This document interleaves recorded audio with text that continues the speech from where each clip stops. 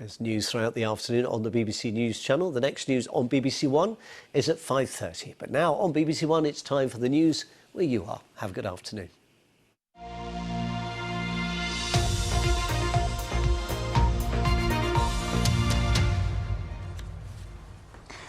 Good afternoon and welcome to viewers from London, the South and the South East, as we're temporarily unable to broadcast your usual news service today. Police are investigating a video linked to a man from Southampton who was found with a crossbow at Windsor Castle on Christmas Day. The footage appears to show a masked person in a hoodie holding a crossbow. A 19-year-old suspect was sectioned under the Mental Health Act after being found in the castle grounds. Investigations are underway after a body was found on an Isle of Wight beach on Boxing Day morning. A walker alerted police, who cordoned off a section between Fishbourne and Binstead at around 10 a.m. A fire has caused extensive damage to a house at Eversley in North Hampshire. Firefighters were called from 8 stations yesterday, including Eastleigh, Fleet and Alton, along with specialist search and rescue colleagues. There have been no reported injuries. A driver was stopped by police near Cobham in Surrey after crashing his car in Kent. These pictures show the damaged vehicle being driven along the M25. The driver, who hadn't exceeded the drink-drive limit, told officers he thought it would be okay to carry on. A man has been tasered and arrested at Gatwick Airport for driving the wrong way to the arrivals hall and ramming police vehicles. Gatwick police say he was held for multiple motoring offences following the incident yesterday afternoon and remains in custody. Now, the Prime Minister will hear about the impact on hospital admissions and NHS staff sickness as he considers whether to impose additional COVID measures in England before the new year. But those in the hospitality industry in London say that new restrictions could cripple some businesses. We have already lost 1 in 10 of our hospitality businesses throughout the course of this pandemic.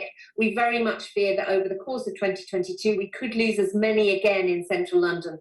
So we do need to end this uncertainty as a matter of urgency in order to provide a viable route through for these businesses. Now, we owe much to Charles Dickens for the way we celebrate Christmas. The writer, who grew up in Medway, captured the imagination of Victorian Britain when one of his best-known books, A Christmas Carol, was published. The house where he lived in London has been filled with 19th century Christmas decorations and other items, as Jim Weeble found out.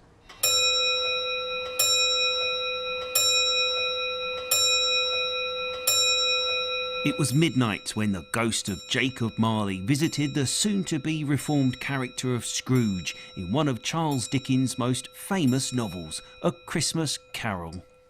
And at the Dickens Museum in Doughty Street, where he wrote some of his most famous novels, you get a feel of how the great man would have enjoyed himself over Christmas. Ah, the turkey. Yeah, so what would Christmas be without a turkey? Indeed.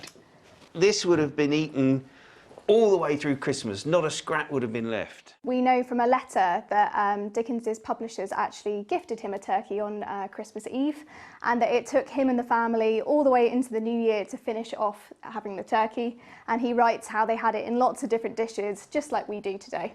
And it wasn't just the food that was similar to today. So too was the troubling question of what present to buy someone.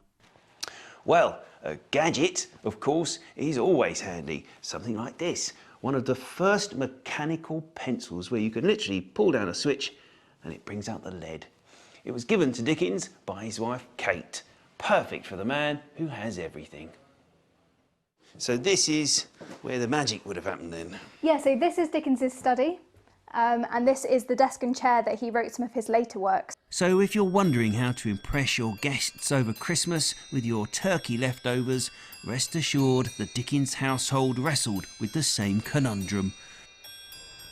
Jim Weeble reporting. Well, that's all we have time for this lunchtime. Nina Ridge has the weather forecast. Soon, Nina, it'll be time for New Year celebrations. Will it be mild? It is going to be very mild. We certainly didn't have a Dickensian white Christmas this year. It was rather grey and damp. And over the next couple of days, we'll continue to see cloudy skies, a little bit of rain at times, but the noticeable thing will be those temperatures sitting well above average.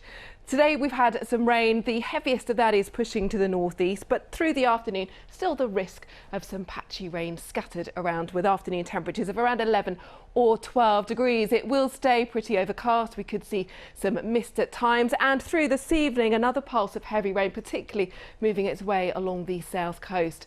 As we head into the early hours, it is looking drier, perhaps a few breaks in the cloud, but generally quite mild. Temperatures starting tomorrow morning at around about 9 to 10 degrees.